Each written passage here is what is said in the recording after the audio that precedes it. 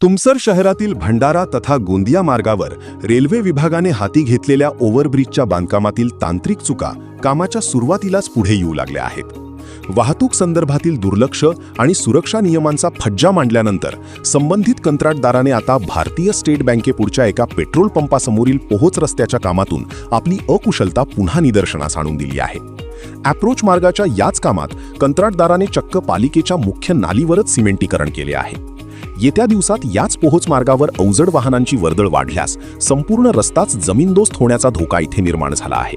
तर यावर स्थानिकांनी बांधकामाच्या ठिकाणी काम पाहणाऱ्या अभियंत्याला हटकले असता त्याने सदर समस्येकडे अक्षरशः दुर्लक्ष केले आहे.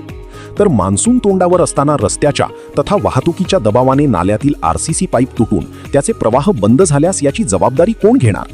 तर काही दिवसांपूर्वी विधानसभा सदस्य राजू कारेमोरे यांनी याच कामाची पाहणी केली होती. त्यावेळी या समस्येवर जनप्रतिनिधीचे लक्ष का गेले नाही? येथे संबंधित कंत्राटदाराने पालिकेला विश्वासात का घेतले नाही याचेच आश्चर्य.